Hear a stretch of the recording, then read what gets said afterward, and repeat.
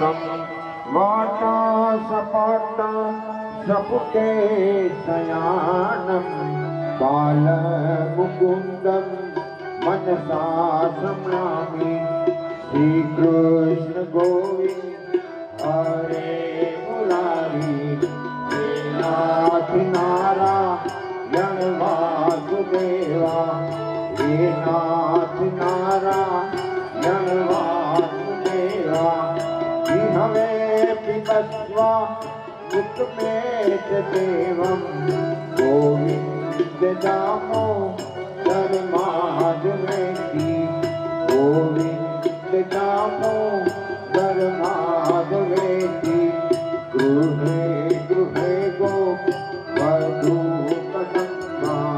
सर्वे मिलित्वा समवापयोग्यं पुण्यानि नामानि पठन्ति नित्यं गोविन्द दामोदर माधवेति गोविन्द दामोदर माधवेति सुखासयाना निवेदितेति नामानि विष्णो भवन्ति मत्या जगन्ति गोविन्द दामोदर माधवेति गोविन्द दामोदर माधवेति सुखावसाने इदमेव सारं सुखावसाने इदमेव श्रेयं देहावसाने इदमेव जात्यं गोविन्द दामोदर माधवेति गोविन्द दामोदर माधवेति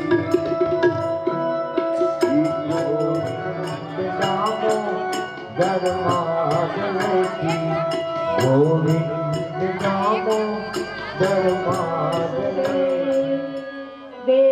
देवशूतं कृष्णवर्गं सर्वं देवकी परमानन्दं कृष्ण वन्दे जगद्गुरु कस्तूरी तिलकं ललाटपटले वृक्षतले कुस्तुम्बम् नासाग्रे हरिचन्दनं करताले वेणुकङ्कणे सर्वाङ्गे हरिचन्दनं सुशीलकण्ठे च मुक्तामणि गोपैस्ते परमेष्ठिनी विजयन्ते चूडामणि शान्तकारं भुजगशयनं पद्मनाभं सुरेशं विश्वधारं गगनसुरसं मेघवर्णं शुभाङ्गं श्रीलक्ष्मीकान्तं कमलनयनं योगिविद्या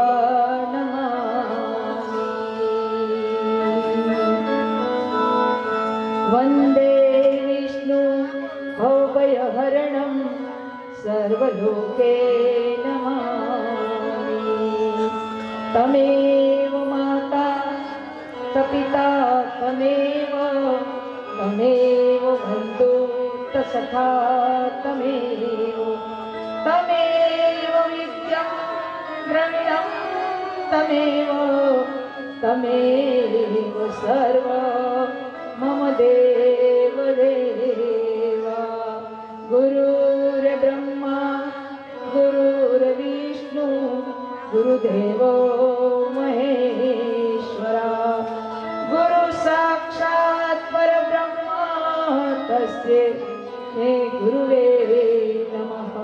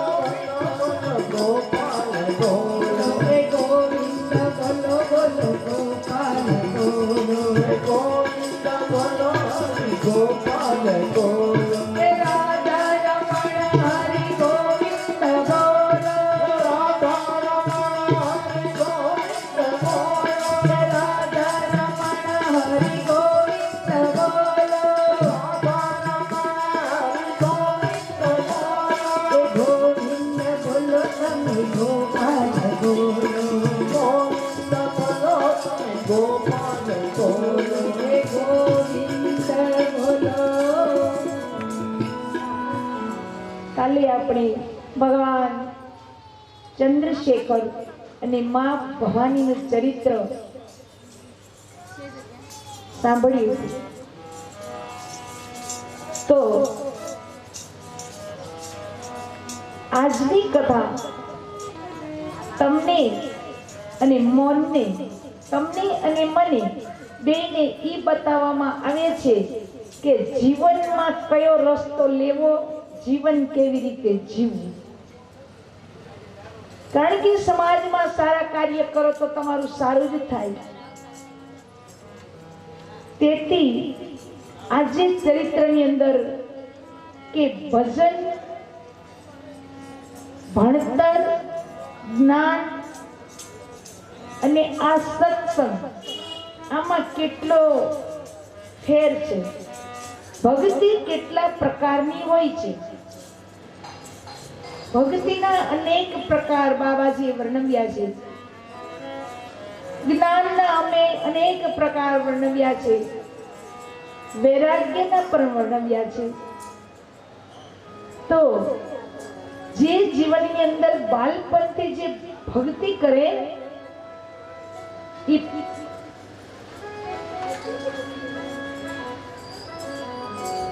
તો જે બચપન છે તમારું અને મારું,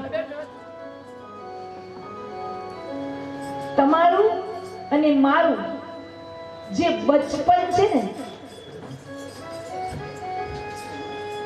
શ્રીવંશના રાજાઓની કથા છે. મનોરાજાની પેઢીએથી શરૂઆત થઈ છે સૂર્યવંશની. મનોરાજાને 2 પુત્ર હતા, પ્રિયવ્રત અને ઉત્તાનપાદ. પ્રિયવ્રત સૌથી મોટા હતા. ઉત્તાનપાદ રાજાની 2 પત્ની હતી, સુમુખી અને સુરુચિ. 2 કન્યાઓ છે. આ કન્યાઓ ના લગ્ન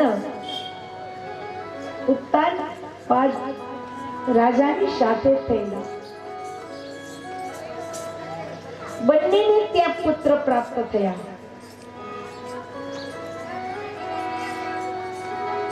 પુત્ર પ્રાપ્ત થાય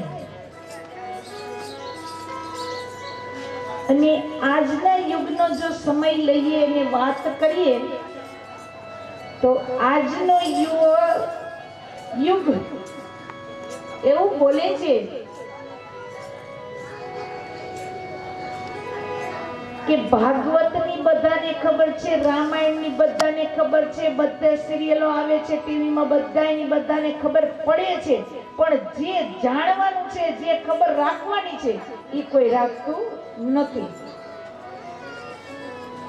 પછી એનું કારણ શું છે તમને ખબર છે? માતા પિતા તમે જુઓ તો બહુ સારા હોય, સમાજ એને પૂછીને કામ કરતું હોય, અને દીકરા જગતમાં પાપાચાર ને ભ્રષ્ટાચાર ફેલાવતા હોય. તો માણા એમ કે કાના મા બાપ કેવા છે ને એના છોકરા કેવા, પણ એ બધી જવાબદારી તમારામાં આવે છે. કેવી રીતે? બાળક નાના હોય, અને હું ત્યાં સુધીની વાત તમને કહીશ કે જે મહિલા ગર્ભવતી હોય એને રામાયણ અને ભાગવતનો સહારો લેવાનો. તમે મોબાઈલ, ટીવી જુઓ, પેટમાં બાળક છે, ઓલો ટીવીમાં ધડબડાટી બોલાવે, છોકરો જગતમાં આવીને ધડબડાટી બોલાવે, બીજું કઈ ન થાય એમાં. તમે જે કર્યું એ તમારા સામે આવે છે. પછી તમે સાધુને જઈને કયો કે માતાજી અમારા દીકરા માનતા નથી, તમે જન્મ દીધા, મોટા કર્યા, ખવડાવી પીવડાવીને ભણાવ્યા, જો એ તમારું ન માને તો સમજી લ્યો કે એમાં છોકરાનો વાંક નથી, વાંક તમારો છે. કારણ કે બાળકને સંસ્કાર આપો. રોજ મંદિરે લઈ જાઓ, સત્સંગમાં લઈ જાઓ, કોઈ સાધુના દ્વારા લઈ જાઓ તો એનામાં સંસ્કાર આવશે ને તમારું ઘટપણ પાડશે. નગર ઘરમાંથી કાઢશે બારે, જય શ્રી રામ હાકો કાઢો જાઓ. એટલું યાદ રાખજો. ત્યારે બાળક ઉત્તાનપાદ રાજાને ત્યાં બે રાણીઓ બેયને ત્યાં બાળકના જન્મ થયા.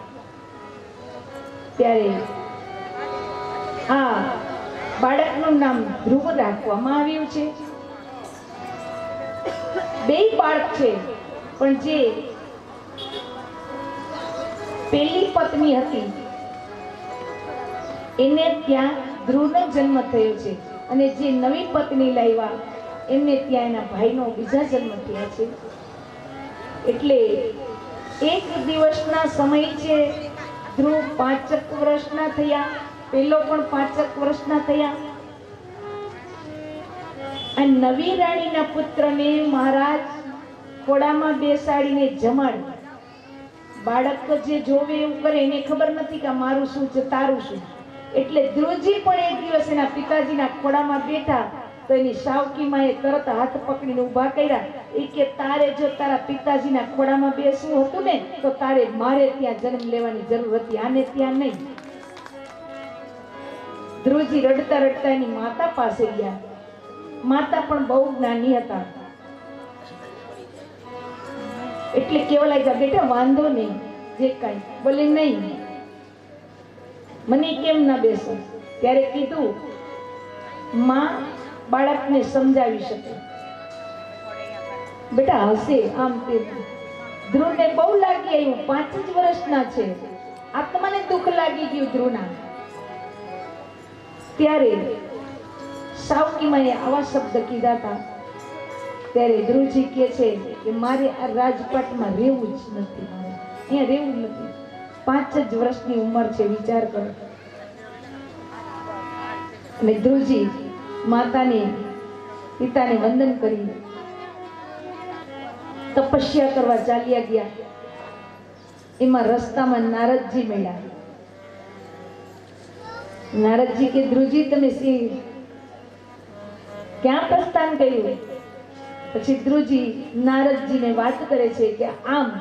ત્યારે નારદજી એના ગુરુ થયા અને એને ઓમ નમો ભગવતે વાસુદેવાય નમઃ મંત્ર આપ્યો કે જાઓ આ મંત્રનો જાપ કરો. ધ્રુવજી 1 વર્ષ સુધી એ પગે ઉભા રહી તપસ્યા કરી. 1 વર્ષ આવી રીતે ધ્રુવજીએ 5 વર્ષ લગી અન્ન પાણી છોડી તપસ્યા કરી. ત્યારે વિશ્વના નાથ પ્રગટ થયા. ધ્રુવજીને કેવા લાગ્યા, ધ્રુવજી માગો, માગો, હું તમને વરદાન આપું, જે માગો તે આપું. બોલે નહીં પ્રભુ, મારે કોઈ વરદાનની જરૂર નથી, મને તમારા દર્શન થયા બસ, મારું જીવન ધન્ય બની ગયું પ્રભુ તમારા દર્શન કરીને. બોલે નહીં ધ્રુવજી બોલો. ત્યારે ભગવાને એને 12 વાર પૂછ્યું, પણ ધ્રુવજીએ માગ્યું નથી. આજે એનો ઇતિહાસ લખાણો, ગામમાં દૈણો ધરાવા જાય ને હિંડોણી કોકની લઈને આવે ને બાપ કોઈ ઇતિહાસ ન થાય. ઇતિહાસ આનાથી દેતા હતા ભગવાન, પણ લેતા નહોતા, જેના ઇતિહાસ થઈ ગયા. ત્યારે ભગવાન ધ્રુવજી ઉપર પ્રસન્ન થયા. અવિચળ ધ્રુવને પદવી આપી. આપણે આજની તારીખમાં કહી છીએ કે ધ્રુવ જે દરિયામાં નાવ હાલતી હોય, સ્ટીમર હાલતા હોય, ધ્રુવના નિશાન ઉપર હાલતા હોય છે. અવિચળ ભગવાને પદવી આપી. એટલે બાળપણમાં જો તમે ભક્તિ કરો ને તો એ ભક્તિ તમારી એન્ડ સુધી રહેશે. ધ્યાન રાખજો. ગટપણમાં પછી કઈ કરશો તો મેળે નહીં આવે. ગટપણમાં કરશો તમે કાંઈ પણ તો મેળે નહીં આવે. શું કામ નહીં આવે? કારણ કે તમે સમજદાર થઈ ગયા, મોટા થઈ ગયા એટલે તમારો જીવ મોહ માયામાં ફસાઈ જાય, ઘરમાં ધંધામાં, એટલે તમને ભગવાન ભૂલાઈ જાય છે. આમ તો જન્મ ટાણે આપણે ભગવાનને બહુ કહી છીએ કે પ્રભુ તું મને મનુષ્ય અવતાર આપી છે તો હું સતત તારું ભજન જ કરી રાખી. અને જૈનમાં પછી એમ કે તું અહીંયા હું અહીંયા, હવે તારે મારે હું લેવા દેવા? વિચાર કરો કે તારે મારે હવે હું લેવા દેવા? અહીંયા આવી અને જીવ માયાની જાળમાં ફસાઈ જાય છે. કરોડિયો એવું નથી કે કરોડિયો એની જાળમાં કીડી મકોડા મચ્છર આવાને પૂરે, પણ કરોડિયો ખુદ ક્યારેક એની જાળમાં ફસાઈ જાય છે. એમ આપણે પણ આ જાળમાં ક્યારેક ફસાઈ ગયેલા છીએ. ત્યારે ધ્રુવજી બચપનની અંદર પરમાત્માના સાનિધ્યમાં ગયા. તમે પેલું સાંભળ્યું હશે ભાઈ, આ લોકોને ખબર નહીં, આગે ભી જાને ના તું પીછે ભી જાને ના તું જો ભી હે બસ યહી એક પલ હે. સાંભળ્યું છે ને? આનો ઓર નથી ખબર, તમને જ કહું છું. સાંભળ્યું છે ને? આગે ભી જાને ના તું પીછે ભી जाने ना तू जो भी है बस यही पल है. मतलब ये થયું કે ભૂતકાળ ભવિષ્યકાળ, તમારું ભૂતકાળ વયું ગયું, ભવિષ્યકાળ તમારા હાથમાં નથી. અત્યારે જે વર્તમાન કાળ ચાલે છે એને પકડો તમે, કારણ કે ભૂતકાળ તો તમારું વયું ગયું છે, ભવિષ્યકાળ તમારા હાથમાં નથી. અત્યારે કઈ પોઝિશન? વર્તમાન પોઝિશન. વર્તમાન કાળને પકડો. અત્યારે શું પોઝિશન છે? એટલે કીધું આગે ભી જાને ના તું પીછે ભી જાને ના તું જો ભી હે બસ યહી એક પલ હે. પણ જે વર્તમાન કાળને પકડે કોઈ દુખી ન થાય. એટલું યાદ રાખજો, વર્તમાન કાળને પકડો કે આજે શું પોઝિશન છે એ વસ્તુને યાદ કરો.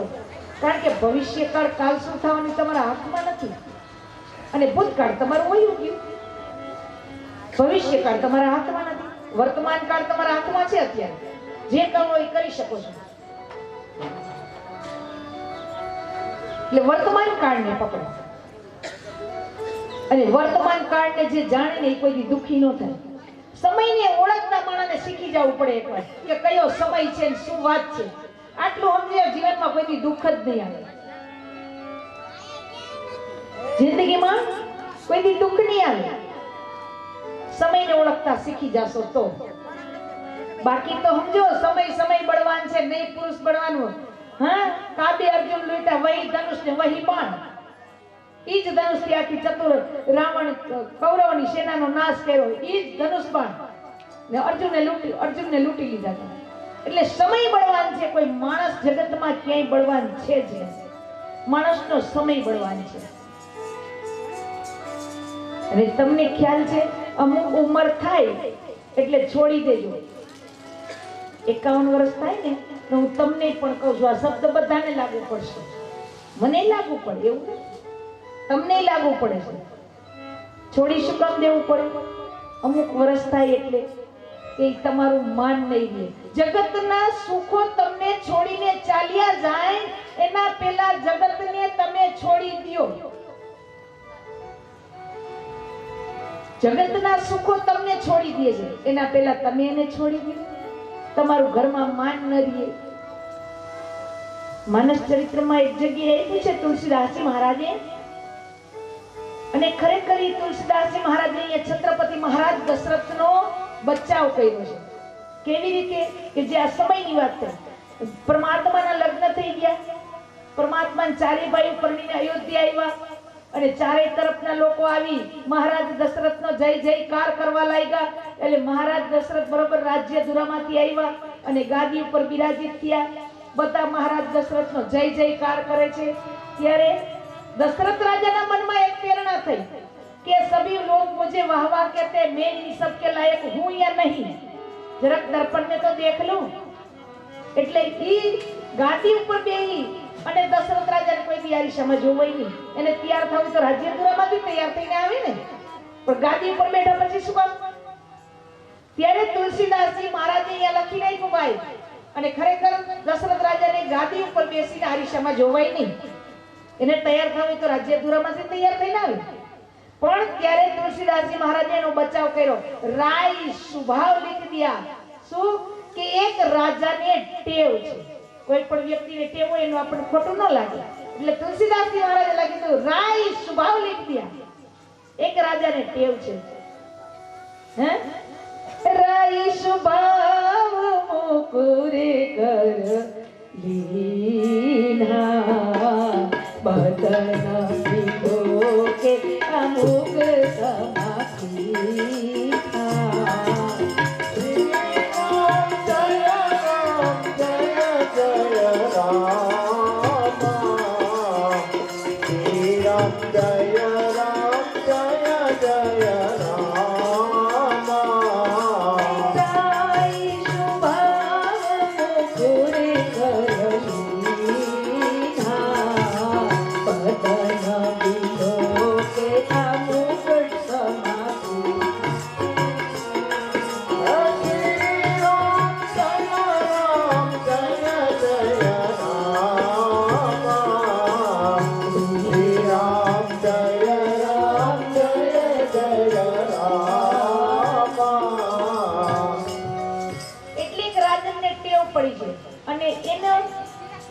આરીશામાં જોયું મહારાજ દશરથે, તો એને ખ્યાલ પડ્યો કે મારો મુગટ તો ત્રાસો છે, મારા કાન પાસે સફેદ વાળ, મને વૃદ્ધાવસ્થા આવી ગઈ,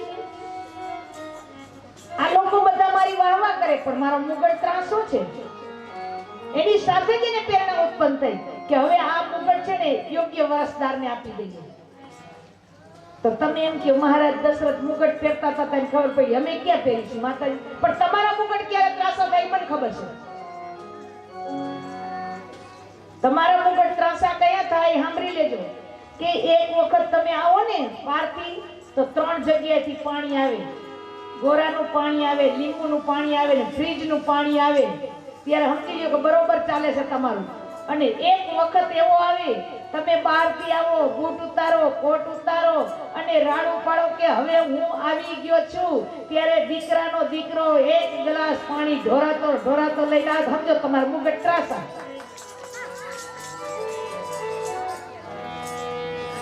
ઈ તમારો મુગટ ત્રાસો થઈ ગયો, માની લો। અને બીજો પ્રશ્ન કે કાંઈ સફેદ વાળ તો બધાને આવે, સફેદ વાળ આવે છે પણ તમારી ઉંમર તો તમને કહે છે ને, ચહેરો ના છુપાવી, ગમે એવડી ઉંમર હોય ને તમે ગમે કેટલા તમારા મેકઅપ કરી આવો પણ તમારી ઉંમર કોઈની છાની રહેશે નહીં, કારણ કે આ પરમાત્માએ ઘડેલું છે, અને આ પરમાત્માએ ઘડેલું છે ને એના જેવું કોઈ કારીગર આ જગતમાં કોઈ છે જ નહીં। એક વખત દાંત ગયા પછી નકલી નખાવો એ નકલી જ રહેશે। ચહેરાનો જે ફેસ છે પરમાત્માએ આપ્યો, એમાં કોઈ દી ફેરફાર ન થાય।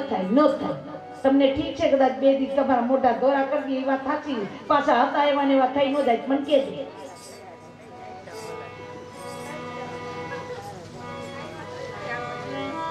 તો કહેવાનો મીનિંગ એ છે કે આપણો સમય આવે ત્યારે આપણે છોડી દેવાનું, છોડી દેશો તો મજા આવશે, અને નહીં છોડી ગયો તો મજા જીવનમાં નહીં આવે। તમતર મોજ કરો, કાંઈ વાંધો નથી, આવ્યા છો દુનિયામાં મનુષ્ય અવતાર લઈ, પછી ભગવાન દેશે કે નહીં દે રામ જાણે, કોઈ જાણે ક્યાં નાખશે મારો ભગવાન જાણે, કર્મ પ્રમાણે તો નાખી જ દે, બાકી અહીંયા કોઈને રાખતા નથી, પાકું છે। ઈ કે અહીંયા રાખી દે, કીધું ને तुलसी इस संसार में शब बन जाए भग, नरक कुंड खाली पड़े तो वैकुंठ कहां समाय। આ બધા અહીંયા જાય તો અહીંયા ગળતી ન કરે, જેવું અહીંયા બધું ફેલાવે છે એવું અહીંયા ફેલાવે, એટલે ભગવાન કોઈને લઈ જતો નથી અહીંયા, અને અહીંયા જવા માટે ઘણા જન્મો લેવા પડે છે, તે પરમાત્માનું સાનિધ્ય મળે છે। અને ભક્તિ હું તો તમને એમ કહું, તમે આ કથા સાંભળી શકો, તમે ભાગ્યશાળી છો, લ્યો બધાને ખરેખર તમે ભાગ્યશાળી છો. કથા સાંભળે જો ડિસિઝન ન લેતા, મારી વાત તો કોઈ, હું જ્યારે લગી ખુલાસો ન કરું ત્યારે લગી ડિસિઝન કોઈ લેવું નહીં. કારણ કે કથામાં જાય, ભજનમાં જાય, કથામાં જાય, સુઈ જાય એને હરફ કહેવાય, જાગે એને મદારી કહેવાય. હવે સુઈ જાય એને હરફ કહેવાય, જાગે એને મદારી કહેવાય. ભજનમાં ગયા હોય, આ બધા ભજન ગાતા હોય, સાંભળતા હોય, પછી આવરી ઓલા ને કે એ જો આ હુઈ ગયો, એટલે ઈ બીજાને ખડકો મારે એટલે ઈ મદારી, સુઈ ગયો ઈ હરફ. પણ ભજન સાંભળે અને આત્મામાં ઉતારે ને એને માનવ કહેવાય. આત્મામાં ઉતારે એમ, બાકી તો હરફ ને મદારી બધાય છે જગત આખામાં. તો જીવનની અંદર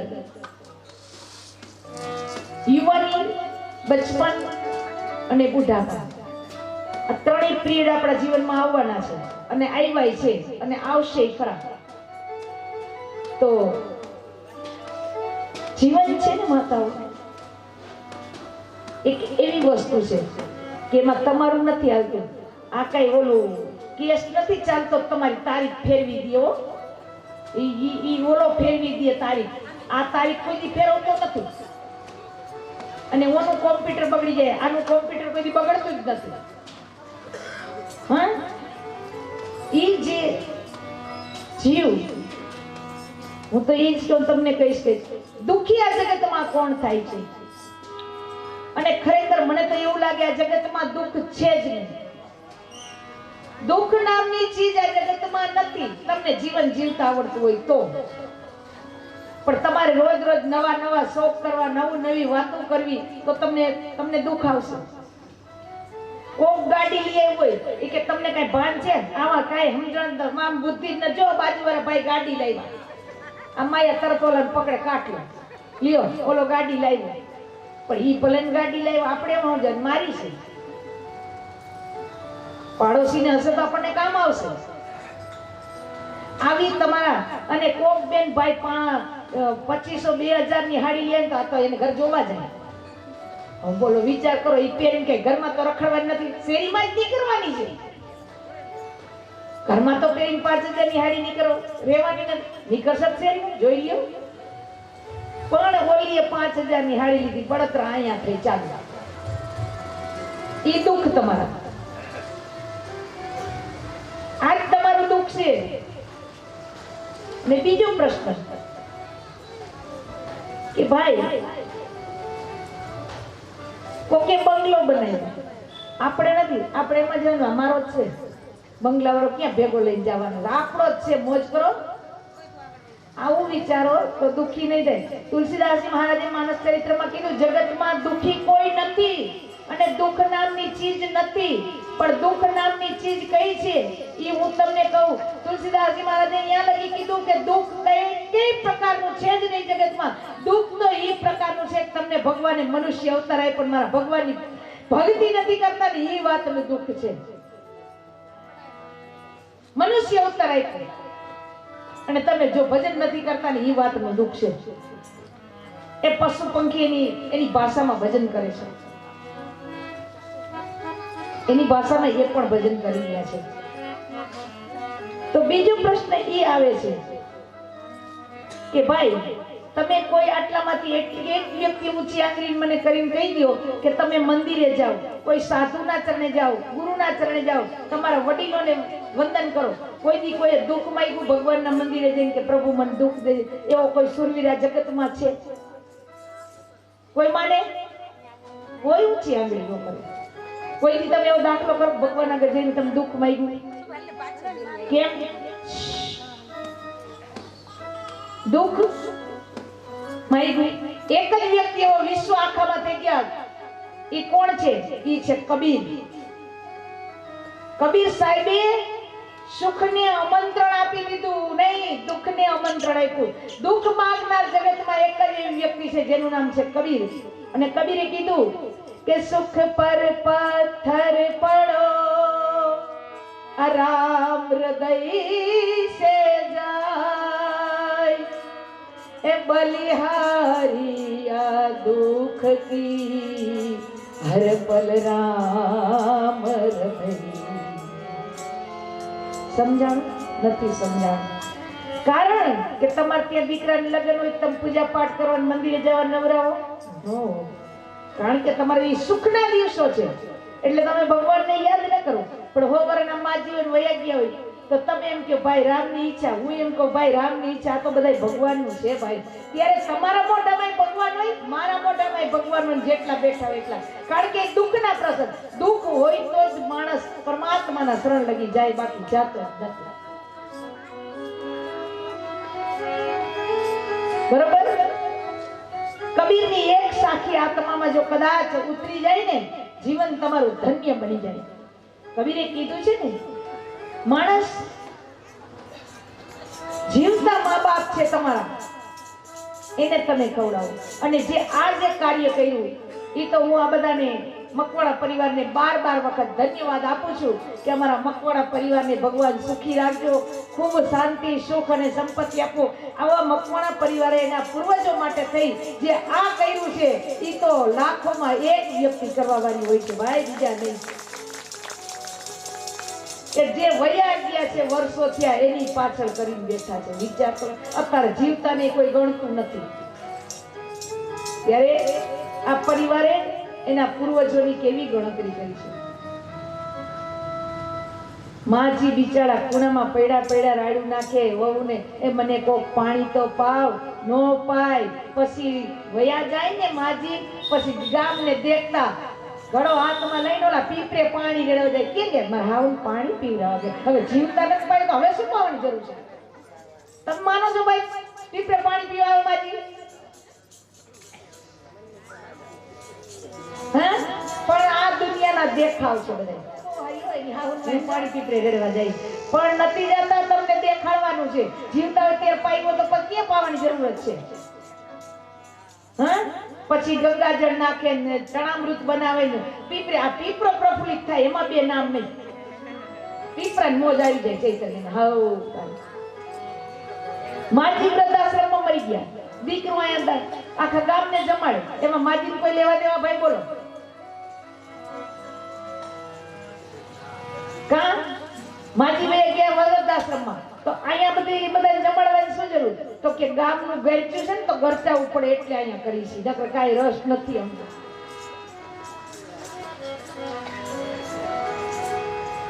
એટલે કીધું છે કભી પ્યાસે કો પાની પિલાયા નહીં, બાદ આંસુ બહાને સે ક્યા ફાયદા.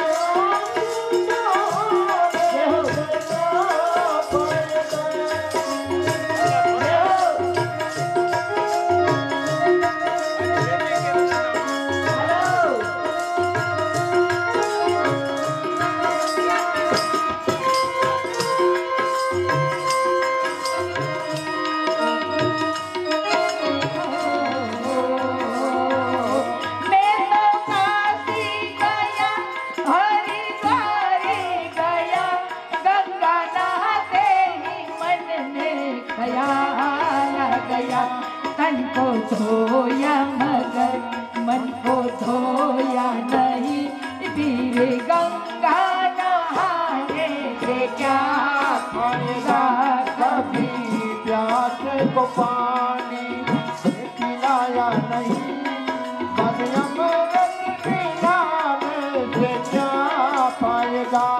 कभी गिरते हुए को उठाया नहीं, फिर आंखों बहाने से क्या फायदा.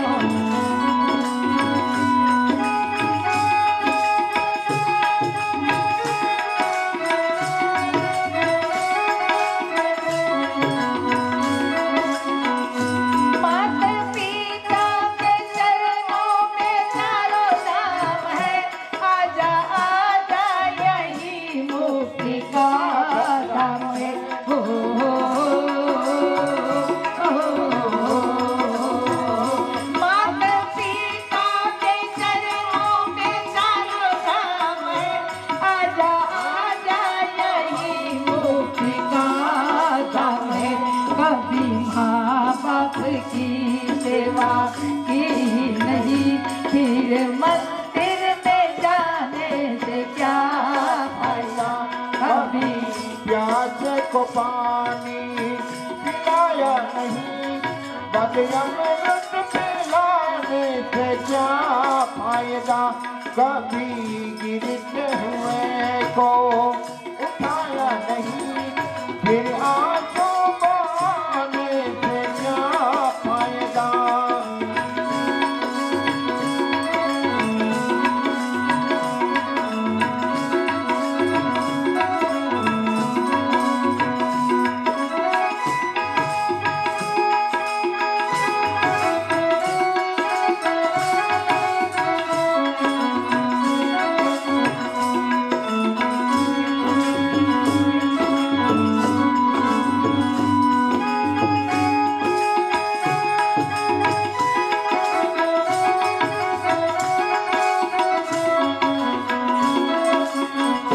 मैंने सत्संग किया, गुरुवाणी सुनी, गुरुवाणी को सुन के ख्याल आ गया।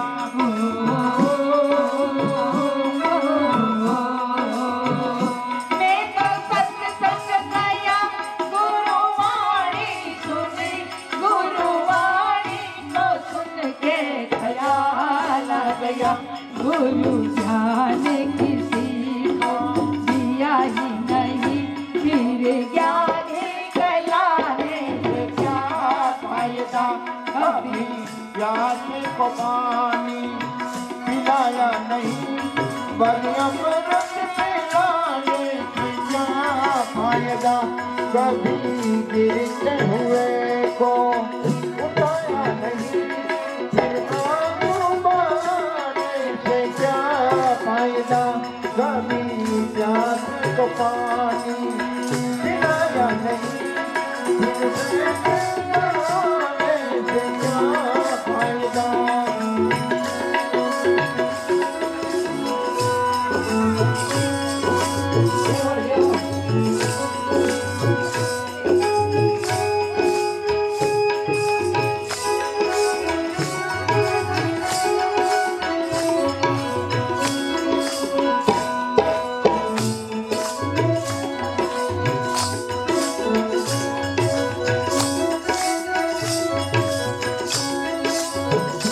मैंने वेद पढ़े, वेद शास्त्र पढ़े, वेद पढ़ के हुए ये ख्याल आ गया।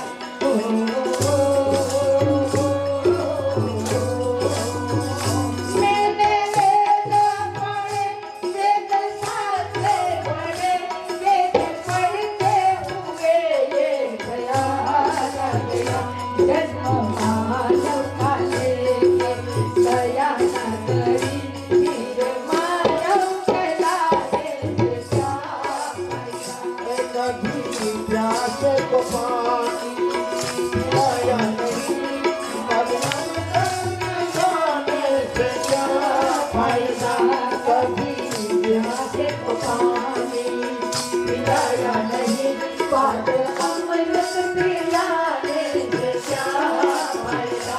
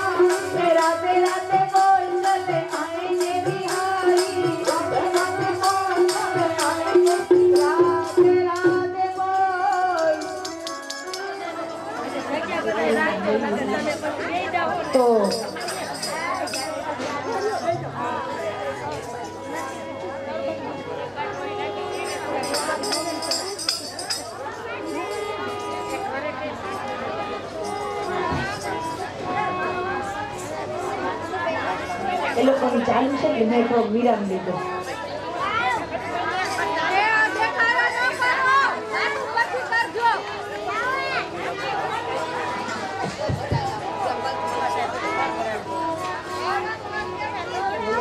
હાલો શાંતિ રાખો. યોગીઓ કે ચढ़े યોગીઓ કે જણાય તરણ સમ જગત બાદશાહી.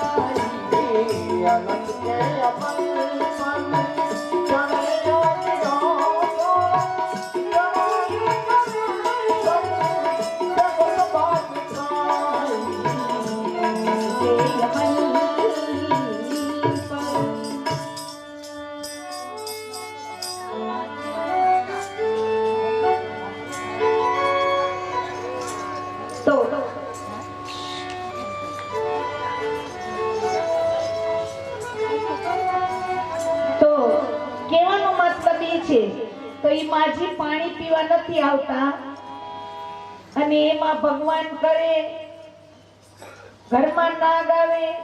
માજી વૃદ્ધાશ્રમમાં મરી ગયા, માં આ બાજુ પછી પીપરે પાણી રેડવા જાય, એમાં ઘરમાં નાગ આવી જાય કે મારા હાહુ પાછા એવા કંટાળી ગયા છે, નહીં આવે. લે કે મારા હાહુ પાછા એવા નો આવે, કંટાળી ગયા છે. ઈ આવે પાછા? તમે ના પાડો છો, હું નથી કહેતી કઈ, તમારા ડિસિઝન છે બધા. હું તો અહીંથી ખાલી નિશાન જ આપું, ડિસિઝન બધું તમે લ્યો. હા તો કેલે મારા હાવ પાછા આવ્યા, અરે નો આવે, મારા બાપ કંટાળી ગયા છે.